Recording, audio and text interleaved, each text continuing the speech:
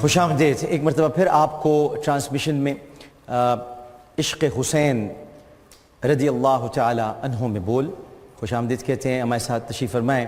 بہت ہی نامور شخصیات ہیں اور جیسا کہ آپ جانتے ہیں ناظرین محترم، یہ ٹرانسمیشن 9 محرم الحرام جو کہ آج اور پھر اس کے بعد یعنی کل بھی 10 محرم الحرام کو بھی جاری رہے گی.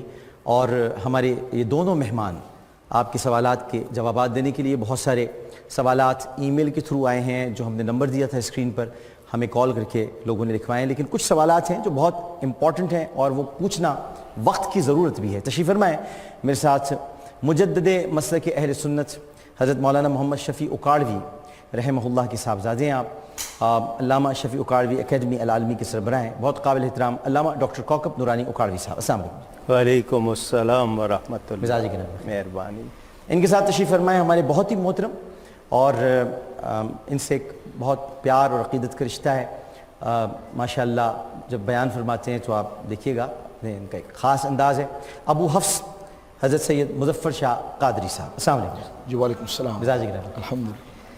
اچھا علامہ صاحب اور شاہ صاحب آپ دونوں شخصیات کی رہنمائی چاہتا ہوں اور چاہتا ہوں کہ میری بھی رہنمائی ہو اور ساتھ ساتھ جب آپ یہاں تشریف فرمائیں اور اتنا ظاہر بہت بڑا ذکر ہے امام علی مقام سیدنا حسین رضی اللہ تعالیٰ عنہ اور ان کے رفقا کی شہادت کا، مجھے سمجھ میں نہیں آتی کہ اس سال میں نے کچھ زیادہ دیکھا یا پتہ نہیں شاید مجھے غلط فہمی ہو رہی ہے، یزید کو جنت میں بھیجنے کی بہت کوشش ہو رہی ہے کہ مطلب کسی طرح جنت میں یزید کو بھیج دیں.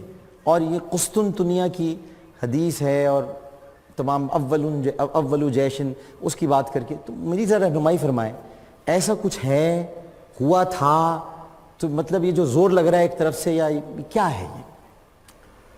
بسم اللہ والحمد للہ والصلاة والسلام علی رسول اللہ. علامہ اقبال نے ایک شعر کہا تھا، موسیٰ و فرعون و شبیر و یزید این دو قوت از حیات آیت بدید. اگر آپ کو سیدنا موسیٰ علیہ السلام نظر آ رہے ہیں تو فرعون بھی نظر آ رہا ہے. اور عربی میں ہمارے ہاں کہا جاتا ہے تعرف الاشیاء بازدادہا، چیزیں اپنی ضد سے پہچانی جاتی ہیں. بدبو نہ ہو تو خوشبو کی قدر کیسے ہو، واہ واہ واہ. رات کی سیاہی نہ ہو تو دن کے اجالے کی قدر ہو. ابو جہل نہ ہوتا تو صحابہ کی قدر کیسے ہو. سبحان اللہ سبحان اللہ سبحان اللہ. اب یہ نصیب کی بات ہے، نصیب حصے کو کہتے ہیں. نصیب کی بات ہے کہ اس کے حصے میں برائی کرنا تھا، صحابہ کے حصے میں نعت پڑھنا. کیا انشاءاللہ. تو مسلمان کہلانے والوں میں ایسے بھی ہیں جن کو اپنی مسلمانی پسند نہیں ہے. آئے ہائے ہائے ہائے ہائے. اپنی مسلمانی پسند نہیں ہے. اگر پسند ہوتی تو ایسی بات سوچنے سے بھی احتراز کرتے. اللہ اکبر.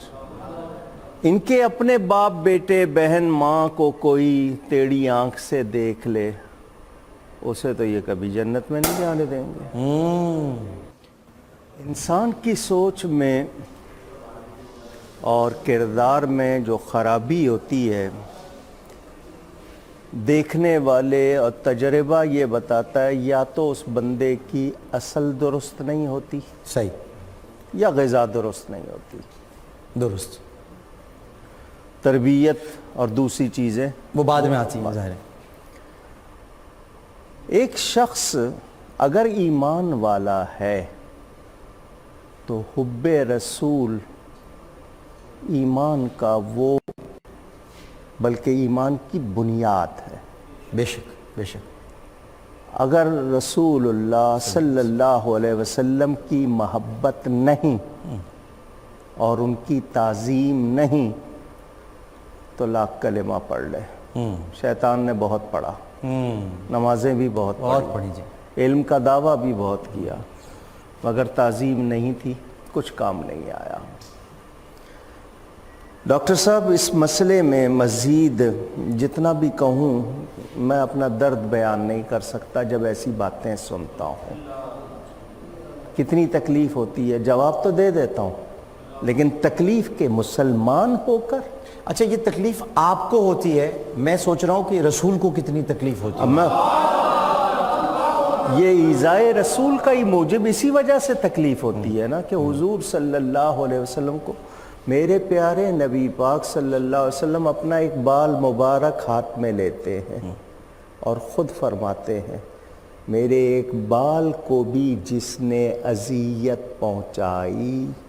ایک بال کو بھی، بال ہاتھ میں تھا، ہاتھ میں بال مبارک تھا، جس نے اذیت پہنچائی. اب دو روایتیں ہیں، یا تو جہنم کی آگ میں پگھلایا جائے گا، دوسری لعنت کی روایت، اللہ اللہ، اور اس پر جنت حرام. اور یہ جنت میں بھیج رہے ہیں. میں یہی اسی بات کی تو تکلیف ہے نا کہ ان کو احساس نہیں ہے کیا یہ. اور یہ ایذائے رسول، اب آپ دیکھیں کہ ابو لہب جہنم کا ایندھن ہے، قرآن کی گواہی ہے، بالکل نص صریح ہے. صحیح. اس کی بیٹی سبیہ مسلمان ہو جاتی ہے، صحابیہ بن جاتی ہے. کسی نے طنزاً سرکیسٹکلی اسے جہنم کے ایندھن کی بیٹی کہا. بات خلاف واقعہ نہیں ہے، مگر طنز کے ساتھ پکارنا ان کو دکھ ہوا. وہ بارگاہ رسالت میں آ گئی صلی اللہ علیہ وسلم اور ماجرا بیان کیا کہ مجھے اس طرح پکارا گیا، اگر میرا باپ غلط ہے میں تو مسلمان ہو گئی ہوں. میرے آقا کریم صلی اللہ علیہ وسلم جلال میں آ گئے، اللہ، ممبر پر رونق افروز ہو کے فرمایا کون ہے جو میری قرابت کے معاملے میں مجھے اذیت پہنچاتا. اللہ اللہ اللہ اللہ. اب کہاں طنز کے ساتھ پکارنا، اللہ، کہاں بھوکا پیاسا ذبح کرنا. آپ اندازہ کیجئے کتنی اذیت ہوئی ہوگی. یہ کوئی معمولی بات نہیں ہے. اچھا، حدیث نمبر 2924 2924 بخاری شریف، بخاری شریف. 2924. جی. حضرت عبادہ بن صامت رضی اللہ عنہ. رضی اللہ تعالی عنہ، ملک شام کا شہر ہمس، جی. اس میں اس کے ساحل پر جو ان کا پڑاؤ تھا، جو جگہ تھی، وہاں آئے ہوئے تھے. ان کے ساتھ ان کی زوجہ محترمہ ام حرام بھی ہیں. وہ حدیث سنا رہی ہیں عمیر کو. وہ بیان کرتے ہیں کہ انہوں نے مجھے کہا کہ میں نے رسول اللہ صلی اللہ علیہ وسلم سے سنا میری امت کا وہ پہلا لشکر جو بحری جنگ کرے گا اس کے لیے جنت واجب ہو گئی. وہ پوچھتی ہے یا رسول اللہ کیا میں ان میں ہوں؟ صحابیہ کا عقیدہ کہ نبی کو خبر ہے. گہری بات ہے. کون کون شامل ہوگا؟ حضور نے فرمایا تو ان میں ہے. اسی حدیث کے اگلے الفاظ کہ میری امت کا پہلا لشکر جو قیصر کے شہر میں جنگ کرے گا. پہلے تو جنت کا وجبہ کا لفظ ہے، اب یہاں مغفور لہم، اول جیش من امتی یغزون مدینہ قیصر مغفور لہم. یعنی آپ نے بڑی خوبصورتی سے، میں معذرت چاہتا ہوں لیکن آپ نے یہ بتا دیا جنت الگ ہے اور یہ مغفرت والی بات اب الگ ہے. یہ بڑی زبردست بات کی آپ. وہاں واجب کا لفظ ہے، جی، یہاں بخش دیا جائے گا. جی، بخش دیا جائے گا. جی. ام حرام پوچھتی ہے کیا میں ان میں ہوں؟ فرمایا تو ان میں نہیں ہے. جو پہلی بشارت وہ اس کو مل گئی، وہ اس نے وفات پا جانا تھا اس وقت، اور واجب ہے جنت. وہ اچھا، یہ سمجھانے کے لیے مجھے تھوڑا سا مضمون بیان کرنا پڑے گا. اب یہاں ہم نے مان لیا اس حدیث میں کسی قسم کا کوئی شبہ نہیں. جی. شاہ صاحب بھی بیٹھے ہیں، آپ کسی عالم سے پوچھئے مدینہ قیصر، قیصر کے شہر، قسطنطینیہ کا نام کہاں ہے؟ ہی نہیں کہیں، میں خود بہت ڈھونڈا ہے، ملا ہی نہیں ہے۔ میں کہوں پاکستان کا شہر تو کراچی بھی مراد ہو سکتا ہے، لاہور بھی ہو سکتا ہے، راولپنڈی بھی ہو سکتا ہے، پشاور بھی ہو اور سکتا ہے۔ دارالحکومت بھی نہیں کہا، مدینہ تو شہر ہے جی، کوئی سا بھی شہر ہو سکتا ہے۔ یہ قسطنطینیہ، اس پہ ابھی تک سوال ہے۔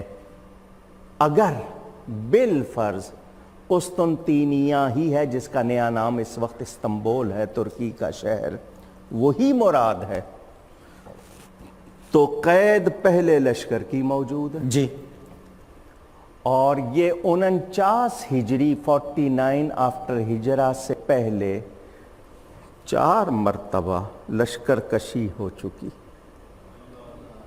حضرت عثمان غنی، حضرت فاروق اعظم اور حضرت امیر معاویہ رضی اللہ عنہم کے عہد حکومت۔ درست۔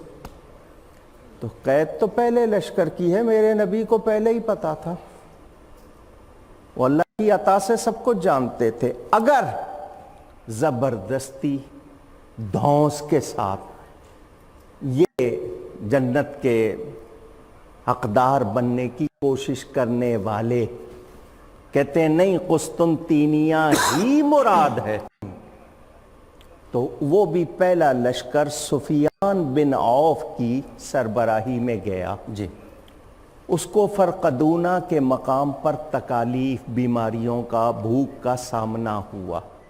یہ خبر پہنچی، پہلے لشکر جب جا رہا تھا امیر معاویہ نے کہا بیٹے کو جاؤ، اس نے ہیلے بہانے کیے۔ تو راہ جہاد میں جانے سے ہیلے بہانے کرنے والا کون؟ جہنمی۔ باپ کی نافرمانی کرنے والا کون؟ سب چیزیں۔ اچھا جی، یہ نہیں گیا۔ جب خبر آئی تو تاریخ کامل ابن اسیر میں اس کے الفاظ موجود ہیں۔ میں تو دیر مران میں اپنی ام کلثوم کے ساتھ غالیچہ سجائے مزے کر رہا ہوں۔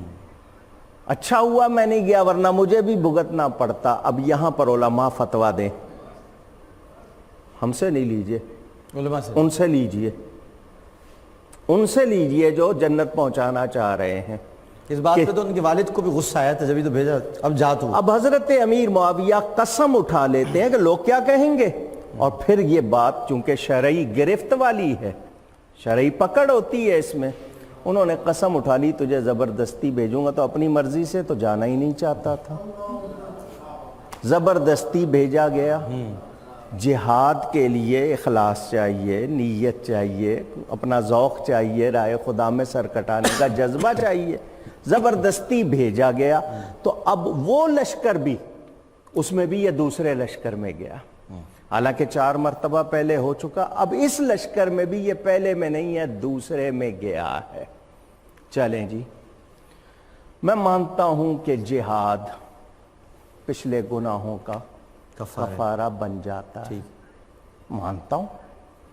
شہید کو اس کا خون زمین پر بعد میں گرتا ہے، جنت میں اپنا ٹھکانہ وہ پہلے دیکھتا ہے، ٹھیک ہے، قرض اس کو بھی معاف نہیں ہوتا، قرض اس کو بھی معاف ہوتا۔ یہ ساری باتیں میں مانتا ہوں۔ مجھے یہ بتایا جائے، من قال لا الہ الا اللہ دخل الجنہ، جس نے کلمہ پڑھ لیا وہ جنت میں داخل ہو حدیث گیا۔ شریف۔ پورا کلمہ مراد ہے۔ جی، اب کلمہ پڑھنے کے بعد وہ ختم نبوت کا انکار کر دے، فارغ، نماز کی فرضیت کا انکار کر دے، فارغ، شراب کو حلال کر دے، گیا، فارغ، سود کو حلال کر دے، ختم۔ کسی کو قتل کر دے بے گناہ کو، کیا وہ اس میں رہا؟ سوال ہی پیدا نہیں۔ اب میں پوچھنا چاہتا ہوں کہ قسطنطینیہ کے اس لشکر میں، دوسرے لشکر میں شامل ہونے کے بعد اس نے کیا کیا کیا؟ شراب یہ پیتا تھا، بدکاری یہ کرتا تھا، موسیقی یہ، شکار یہ۔ اب کوئی فضیلت اسے حاصل نہیں ہے جو سیدنا امام حسین کو حاصل ہے، تقابل ہی نہیں ہو سکتا، تقابل تو ہو ہی نہیں سکتا۔ ان کا مقام، مرتبہ۔ مجھے ڈاکٹر صاحب آپ نے تو سوال کر لیا، ان کی تو عظمت اس بات کی متقاضی ہے کہ ان کے بارے میں کوئی منفی بات سوچی بھی نہ جائے۔ اللہ اللہ اللہ، ان کا تو مقام اتنا ہے، اللہ نے شان اتنی عطا کی ہے۔ اگر کربلا نہ بھی ہوتا تو ان کی تو شان اتنی ہے۔ ابھی آج ہم اس پہ بحث کر رہے ہیں. جی ان کی قربانی کو سلام کرنے کی بجائے ہم نے موضوع بحث بنایا ہوا ہے. اقتدار کے لیے نکلے تھے, اس کے لیے نکلے تھے. شہزادوں کی لڑائی تھی. یہ شہزادے کہنے والوں کو ذرا دیکھنا چاہیے کہ ان کے منہ میں کیا ہے. کاش کہ فاروق اعظم موجود ہوتے اور لگام دیتے. آئے ہائے ہائے آئے ہائے, عمر بن عبدالعزیز ہی ہوتے, وہ بھی دے دیتے. انہوں نے تو کوڑے لگوائے. کوڑے میں لگوائے. اس نے اس قسطنطنیہ کے بعد جب یہ تخت نشین ہوا ہے, باپ کی وجہ سے چھپ کے کرتا تھا اعلانیہ, شراب کلی, کتابوں میں ہے بہنوں نے بھائیوں سے نکاح کیے اس کے عہد میں. جی اللہ کے حرام کیے ہوئے کو اس نے حلال کیا. باقی برائیاں ایک طرف, اس نے مدینہ منورہ پر حملہ کیا. اٹھائیے بخاری, جس بخاری میں یہ حدیث, اسی میں حدیثیں موجود ہیں جو اہل مدینہ کو ڈرائے گا, جہنم میں جائے, اس پہ جہنم کا ذکر, لعنت کا ذکر. اللہ کی لعنت. 10,000 سے زیادہ صحابہ اور دوسرے لوگ قتل کیے گئے. مدینہ کی پاک دامن سینکڑوں عورتوں کی عصمت دری کی گئی. مسجد نبوی میں گھوڑے باندھے گئے, انہوں نے لید پیشاب کیا. 3 دن مسجد نبوی میں اذان اور نماز نہیں ہوئی. ایک تابعی تھے, انہوں نے خود وہ سعید بن مسیب, وہ سنتے تھے روضہ رسول سے جی صلی اللہ علیہ وسلم. مدینہ منورہ کے ان بے گناہوں کا قتل اور یزید کے حکم سے 3 دن مدینہ حلال کر لینا, جی یہ کون سا اسلام ہے؟ گنجائش ہے کہ اس کو مسلمان مانا جائے؟ میرے امام اعظم ابو حنیفہ کہتے ہیں اس کو کافر نہ کہو. اس لیے نہیں کہ اس کے لیے کوئی رعایت ہے, اس لیے کہ کافر کا کفر جتنا بڑا جرم ہے, اس کا جرم اس سے زیادہ ہے. اس لیے کہا. واہ واہ واہ بھائی, واہ واہ. مطلب اس کو کافر بھی نہ کہو, کافروں سے بدتر ہے ہاں. یہ. امام احمد بن حنبل کے پاس جو اشعار پہنچے اس کے یزید کے کربلا کے بعد کہ میں نے بدر کا بدلہ لیا ہے, ان پہ نبوت نہیں آئی ہے, یہ الفاظ کیا بتا رہے ہیں؟ انہوں نے کچھ کفر کا فتویٰ لگایا. جی پھر مکہ مکرمہ پر اس نے حملہ کیا, سنگ باری ہوئی, کعبے کے غلاف جلا, چھت جلی, کیا کچھ ہوا. اور یہ بری بیماری میں 3 سال کے بعد فنا فی النار ہو گیا. جی یہ ساری باتیں سامنے رکھنے کے بعد ایک مسلمان, اب میرا فتویٰ سن لیجئے, ایک مسلمان کے پاس گنجائش نہیں ہے, ہاں بے ایمان کے پاس گنجائش. اللہ اللہ اللہ اللہ. میرے خیال ہے بہترین جملہ. ایک وقفہ لیتے ہیں, وقفے کے بعد حضرت شاہ مظفر شاہ قادری صاحب, اور اسی سلسلے کو آگے بڑھائیں گے, کیونکہ اب جب مدینے کے اس واقعے کا ذکر ہوا ہے, اور یہ بڑا تاریخ میں مشہور واقعہ ہے, جب یہ 3 دن کے لیے مدینہ مباح کر دیا گیا تھا, استغفر اللہ, اور وہاں پر صحابیات تک کی معاذ اللہ عصمت دری کی گئی, اور بہت دردناک واقعات ہیں. ان واقعات کو بھی سامنے رکھا جائے. خانہ کعبہ کو جلانے کی کوشش, منجنیقوں سے حملہ کیا گیا, ان کو بھی سامنے رکھا جائے. اور پھر جب شاہ صاحب بیان فرمائیں گے تو یہ بھی ان سے پوچھ لیں گے کہ جو یہ کہتے ہیں اور جو اس بات پر تلے بیٹھے ہیں کہ نہیں رحمت اللہ علیہ کہنا ہے یزید کو, تو ان کے لیے کیا کہیں گے. ایک وقفے کے بعد مظفر شاہ قادری صاحب.